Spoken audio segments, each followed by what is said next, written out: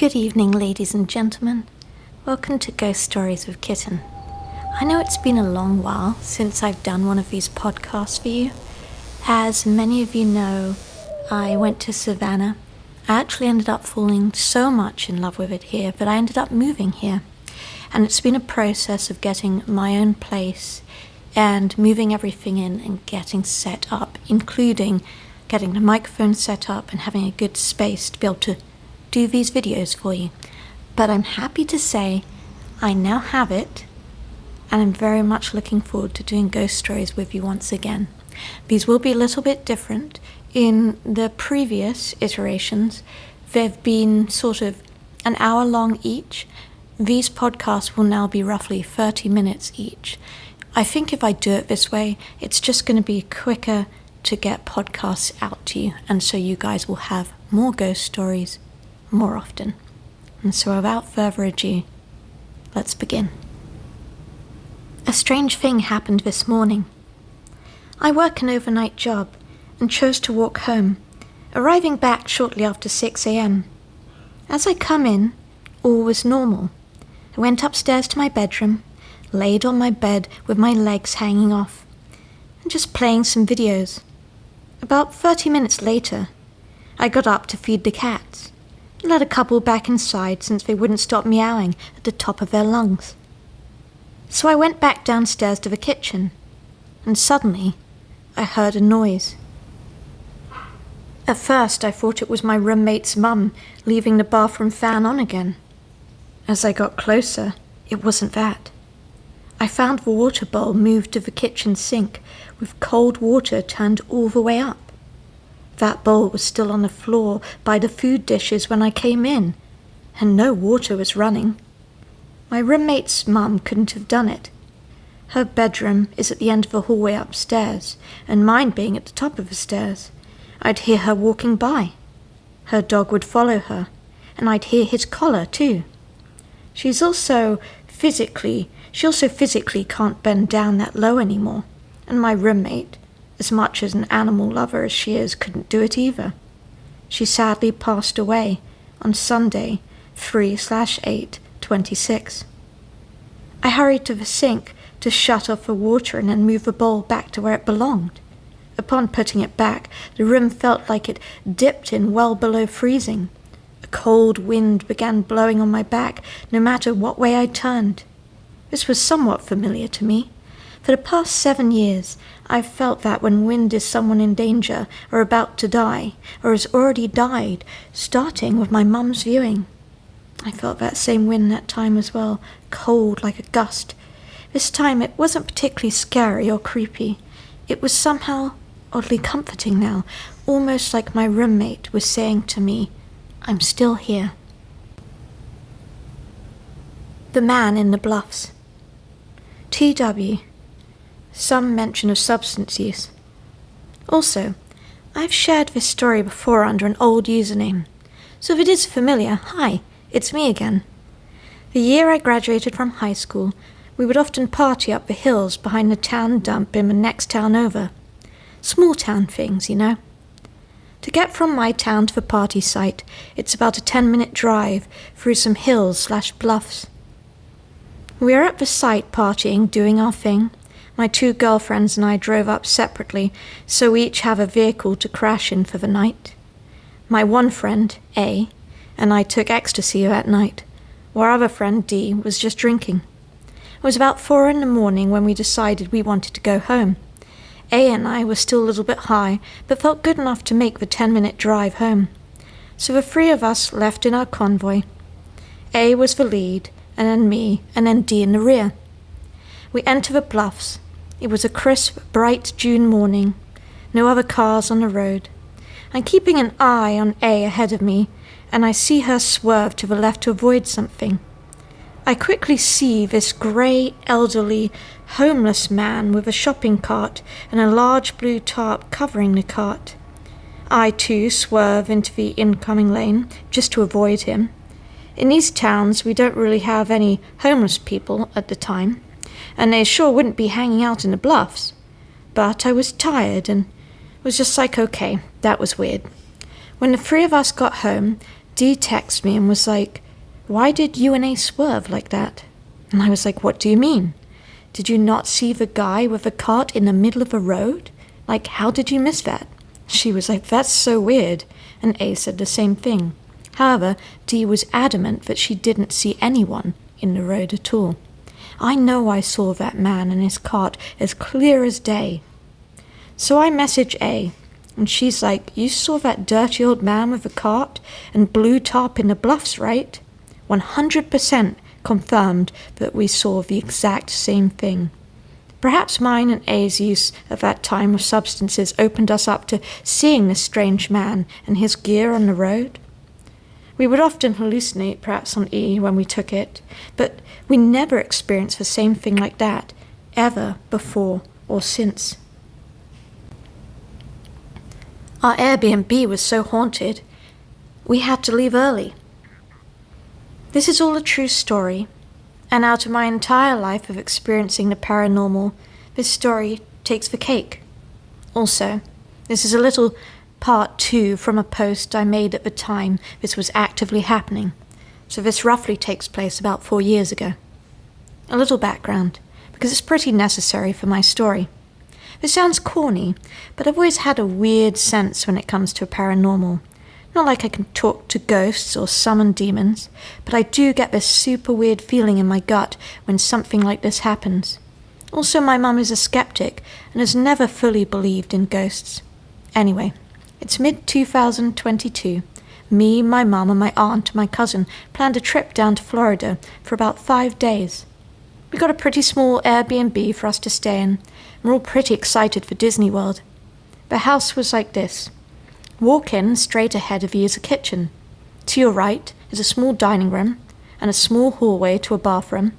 My room and my mum's room. To the left was the living room and my cousin and aunt's room. My cousin and aunt had a volleyball tournament to go to on the 4th day, so they wouldn't be in the B&B for the 5th day. My first day, nothing crazy happened. No odd feelings, nothing. It was on the 2nd day that the first odd occurrence happened. At about 11 p.m., I thought I was the last one in the house awake, as everyone else was just tired from the long day we had. Just as I was getting to sleep, I started to hear someone pressing buttons on the microwave. I figured my cousin was warming up her leftovers from dinner, so I shook it off. However, the microwave wasn't turning on, only the buttons were being pressed, so I thought I was just imagining things and went to bed. The morning of the 3rd day came, and as we were driving to one of the Disney parks, I asked who was screwing with the microwave the night before. It turns out nobody was, and nobody was out of their rooms the entire time. However, my cousin heard the same thing and was annoyed at the constant beeping which had woken her up. We pointed out the creepiness and went on with our day. So after the day was over, we get home. It got late, and I was the last one awake. By about 10 p.m., I started to hear faint knocking on the wall behind my bed. It startled me a little bit, and I sat up. I'm not sure exactly what it was. I figured perhaps it was the neighbors, so I ended up not thinking too much of it. That was until I turned the light off to go to sleep. As I was laying there, I saw a white orb come out slowly, floating from around the corner of the doorway and make its way to the middle of the room. Just to dart back exactly where it had come from. I nearly pissed my pants and decided it was sleep with the lights on time. After I turned on the lights, the knocking started back up, but this time it was clearly coming from the wall connected to the bathroom, which debunked my neighbor theory. The knocking continued from the wall behind me and the bathroom wall. I was also hearing the microwave buttons now being pressed again. Once it started to slightly calm down, I was finally able to stop shaking and go to bed. It was about 2 a.m. at this point, and this had gone on constantly for around 4 hours. The next day was the 4th day of our trip. I decided to tell everyone what happened and what I saw, but I was brushed off by everyone, including my own mother. So I decided to just stay quiet about it for the rest of the day. By the time night came around, me, my cousin and aunt had left the Airbnb. Did my mum start to believe me? As it was getting later that night, probably around 8 p.m., I heard the faint sound of knocking. Again, coming from behind my bed, and I decided to go sit in my mum's room with her now. But the knocking continued from the bathroom, loud enough for me and my mum to hear. Eventually the knocking seemed to be coming from every room in the house, yet very faintly. And I may add, I was getting the worst gut feeling I had ever experienced in my life. This started to spook me out and my mum. The breaking point was when a bottle that was in the then vacant room was thrown loud enough for me and my mother to hear it across the house, roughly 30 feet away. By this point, the knocking was coming from every room in the house, at the same time, very loudly. It felt like something out of an Exorcist movie. We decided to pack up quickly. We went to a hotel for the night. As I was bringing the duffel bag out of the living room, there was very loud, obvious footsteps stomping behind me. It sounded like someone was walking right on my heels. However, the trippiest part about this whole experience was that when I picked up my duffel bag, I exclaimed, "Okay, we're leaving." Dead silence. The knocking stopped. The horrible feeling of dread went away almost immediately when we left to get that hotel. My 16th century ancestor is haunting me, and I have the receipts to prove it's not just a dream. Hey Reddit. I'm posting this here because I honestly don't know who else to talk to without sounding like a total lunatic. I'm currently spiraling a bit. I need to get this off my chest. To give you some context, my family is part of the old Sicilian nobility. We're talking the ancestors who served kings and popes. Kind of old. Lately I've been deep diving into my family history, specifically focusing on one ancestor from the 1500s. This guy is the definition of a Renaissance villain. He had ties to the most powerful and ruthless families in the 16th century.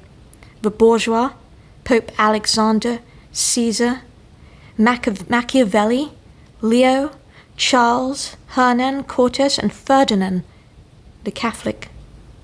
He wasn't exactly a good guy. The records show he was incredibly violent. Inquisition stakes, executions. He allegedly drowned children in water barrels. Brutal family vendettas and forcing women into cloisters. Cloister. A cloister, for those of you who may not know while listening to this, is basically like a nunnery. It's like a religious kind of building area. He held the title of Baron back then, which later became the princely title for his successors in the 1600s. We know almost everything about his life, except for one thing: his death. The chronicles just stop. He died at 65, but nobody knows how or why. All we know is that he was buried in a magnificent black marble sarcophagus beneath the basilica in Sicily. Fast forward to World War II. The Americans bombed the island, the basilica was leveled, and his tomb was lost under the rubble. Gone. Now here's where it gets weird. I currently live in a family villa located right on the land that used to be his fief. About 3 weeks ago, I was sleeping with my bedroom door locked. I woke up in the middle of the night in what I assumed was sleep paralysis. I couldn't move, but I could see everything very clearly. I watched my locked door swing open. A figure walked in. He was tall, maybe 5'7", dressed in full 16th century noble attire with a sword at his belt. His leather gloves were soaked in blood, and his face was deathly pale, like literally that of a corpse, and his eyes had no pupils, just empty white sockets. He gripped the bedpost, stood up on the end of my bed, and just stared down at me. I was paralyzed with fear. Then he started speaking in an old Sicilian dialect, and I will translate it for you here. "You know everything about me. I am your lineage. I am still here under the rubble. O you blood of my blood who listens to my stories, I beg of you, find me. I am waiting for you." I closed my eyes, and when I opened them, he was gone. I could move again. I've barely slept since this. But this has happened every single night for 22 days straight. Two things have absolutely broken my skepticism. One, the portrait. I'd never seen a painting of him because they're rare. A museum recently sent me a scan of an uncatalogued portrait of this baron, and guys, it was him. It was the exact man from my room. There is no way I could have known what he looked like. Two, the date. I just found out he died on March 2nd. My birthday is March 2nd. I feel like I'm losing my mind. Is this just some weird psychological obsession because of my research? Or is he actually demanding I somehow dig him up? How do I close this circle? Has anyone ever dealt with ancestral hauntings like this? And what am I supposed to do? The abandoned farm in Montes de Maria. This happened a few years ago. My family owns a small farm in the Montes de Maria, a remote area in Colombia. People from the nearby town always told stories about the place. Strange voices at night, lights moving in the forest, things disappearing. But I never believed any of it. One afternoon, I went alone to the farm to clean the old barn and fix some fences. At first, everything seemed normal. The wind blowing through the trees, the birds singing, until I started hearing something strange. Whispers coming from a forest, almost like someone was talking very softly. I thought it was just animals, but as I walked closer to the barn, the whispers became clearer, almost human. I tried to ignore them, but I felt someone following me between the trees. Every time I turned around, nothing, just shadows. When I entered the barn, I froze. The door was covered in scratches and marks, like something had been dragged across it. On the wall, written with something dark, were the words, "I see you." I ran towards the main house, but as I turned the corner, I saw a tall, thin figure, completely black, standing among the trees, staring at me. I didn't move. It didn't move. It didn't blink. It just watched. I locked myself inside the house, and I sat there shaking. That night I couldn't sleep. I heard knocks on the roof and whispers in the hallway, even though I was completely alone. The next day I told my cousin who lives nearby what had happened. He looked at me seriously and said, "Bro, that farm has always been special. People say something has lived there long before your family arrived, and it only shows itself when you are alone." I've never been alone on that farm again. Even now, whenever I pass by the Montes de Maria at night, I avoid looking towards that place. But sometimes, while I'm sleeping in the city, I hear a whisper calling my name, coming from there. What is the one experience that made you a believer in the paranormal? For me personally, I grew up in what was believed to be a haunted house. As I got older, I wasn't sure if it was just my imagination, or if I was playing into the stories I heard. However, once I entered law enforcement, I quickly learned that some things can't be explained by logic. I've responded to various calls and experienced events that defy rational explanation. Like my partner and I heard a crying voice on the other side of a door asking for help when nobody was inside. We've also seen a woman at her home after she'd passed away in a car crash earlier that very day, among other spooky encounters. Now I gather stories from fellow officers and share their experiences on my channel, Policing the Shadows. I also visit these haunted locations for first-hand investigations. What about you? What experience made you a believer in the paranormal? It's Kitten here. If you're still with me and not asleep, I appreciate you being here. If you hear any strange background noises, there's actually a helicopter but circling above the residences here in Savannah with a searchlight. So I'm not sure what that is about, but I went outside to check because I could hear it, and it's definitely a helicopter. So if you can hear that background noise, I apologize. Just imagine it's ambient rain. I will try to add some rain soundtrack to this to help. My experience working in a haunted program. Warning, this is a long story. This is going to be a long story. I'm pretty bad with words, but I've really wanted to write this out, so bear with me, please. This all happened over roughly a 3-year period, 2010 to 2013-ish. I was working overnight at a residential school for kids with autism and other things. I absolutely love paranormal stuff, but was always a skeptic. I would always say, I don't believe until I see it myself. I held that mindset until I worked here. Now, I believe. Overnight staff bounced around everywhere. Only a couple of senior people had assigned units because they've shown that they can hold down the fort. As a new guy, I was working everywhere, and quickly collecting ghost stories too. I would say that I've personally experienced 2, maybe 3 entities in my time there, on 2 different units. I have only ever experienced these things on these 2 units. I wouldn't call the other stories bullshit, but I can't confirm those. For privacy reasons or whatever, I'm going to try and be vague here and call them Unit H and Unit N. I'll start with Unit N because it's pretty run-of-the-mill. Unit H is the real juicy one. Unit N was just one very long hallway with 6 bedrooms on either side. At one end was a living room / kitchen thing, and where the night staff would set up. At the very end of the hall is a door leading to a stairwell, and these doors beep when opened for safety reasons. This was my first overnight gig, so after seeing a couple of things, I just blamed it on exhaustion, because working overnight sucks. I would constantly see out the corner of my eye a kid-sized black shadow run from the last bedroom door to the stairwell door and out. Door never moves, door never beeps. The crazy part is the consistency here. I would see this thing maybe 12 times a night on a good night. I finally brought it up with an older staff member, and he says, "Oh yeah, that's the runner.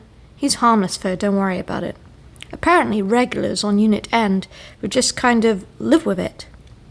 And it only happened overnight, and some staff never saw it at all.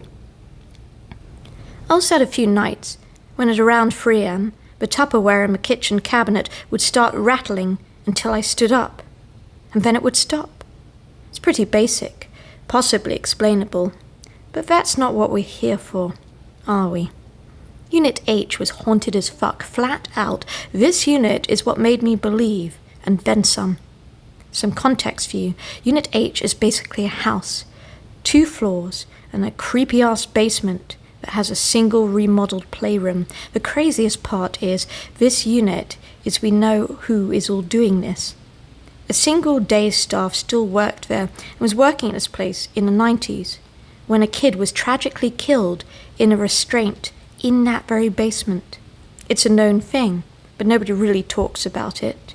And I don't know how it could have ever happened, because I became a restraint specialist, and it blows my mind that this was even allowed to happen. Improper technique and training, unfortunately, resulted in this child suffocating to death. I still have the obituary in my storage. I'm trying to be vague, but I'm sure some smart people will have already figured out where this is. We'll just call the kid Johnny. Johnny loved to fuck with people, which in retrospect was pretty funny. I became permanently assigned to Unit H when I started hearing people talk about how haunted it was and they didn't want to work there. Then there's me, that butts in saying, "Hey, if it's haunted, can I go?" Everyone was stunned, but it worked. I got to go to Unit H. This continued to work until it just became permanent. Now let's talk about the experiences. One time I was walking into the house and I heard a slam upstairs. I went in and asked a day worker who was up there, and they said nobody. It's the holidays, so we moved everyone downstairs. Holidays, most kids go home. We consolidated, so we don't need 2 staff. I immediately drop my bag, knowing what this means, and bolt upstairs to find an empty dresser knocked over in an empty room. Weird. But I didn't see it happen, so it doesn't change anything. The long-time worker told me at the beginning that if he ever starts creeping me out, just to say, "Very funny, Johnny, but that's enough," and he'll stop. And I'm thinking, yeah, right, a ghost is going to listen to a command. These incidents happen mostly over Christmas time. Emotions are high for kids that can't go home, and we assumed that went for Johnny too. The living room in this house is huge. One side had a Christmas tree all done up by the kids, and the other end was a sort of wide window to the kitchen and a trash bin underneath. I'm terrible at estimations, but it had to be at least 25 feet from the trash bin to the tree. This is relevant because in the middle of the night I heard a tink, and then a small rattle from the living room. I go to check and see one of the ball ornaments slightly shaking, and a chicken bone underneath it. Genuinely confused, I take the chicken bone to the trash to see if the kids had had fried chicken for dinner. Did Johnny just throw this at the tree? Again, I didn't see it, so I can't believe it yet. Sitting at the end of the hallway another night, I'm talking of a long-time staff who'd stayed late for paperwork, probably around 1 a.m. We're just talking about random irrelevant shit, and during one of the natural pauses, I heard my name from down the hall. This, keep in mind, was extra weird because my name was pronounced correctly. My name is usually mispronounced because it's spelled different. I just don't bother to correct people because I don't care. So the kids, all of them, call me the wrong name. Not this one. I look over at the day staff, and she just goes, "That was Johnny," all nonchalant, and goes back to her paperwork. Okay, now I'm starting to think Johnny might be real. But I don't know. Another day, sitting at the end of the hall alone, looking down the hall, you have the stairwell and a bedroom on the right, and the living room, and a safe room on the left. Safe rooms are just empty concrete rooms that kids can utilize for many reasons. So a kid just walking in there is normal. It's encouraged to go take space instead of freaking out, you know? So when I saw a kid walk partially out of the wall/doorway with a blanket over himself, cross the hallway and then go into the safe room, I didn't immediately think much of it. But you have to check on them, of course. I thought the wall thing was odd, but dismissed it. It becomes relevant. I walk down the hallway, get to the safe room, and flip the light on while saying, "Hey, what's up?" Nothing. Empty safe room. So I go to the kid's room, flip the light on, waking the kid up in the room. He then proceeds to yell at me for waking him up. What did I just see? I relayed this experience to the long-term day staff, and she told me the bathroom floor was remodeled and the doorway for that room was moved, and that is where I saw Johnny walk out, and that tracks for his time. This is starting to get wild, I'm saying to myself. My last experience was the one that made me believe. It wasn't extreme or anything. It was another overnight shift, and I decided to be nice and do the laundry on my break, so the kids had towels to shower in the morning. That meant going down to that creepy basement at 3 a.m., but whatever. Loading the washing machine, I start hearing creaking and look behind me to see the door to the playroom where Johnny died slowly closing by itself. For some reason, this creeped me out. I never got creeped out by any of this, but that one in particular. I used my get out of jail free card and said, "Okay, Johnny, that's enough." And the door immediately stopped. I put the laundry down and went upstairs because having an interaction like that is what finally sold me that Johnny is real. Spirits are real.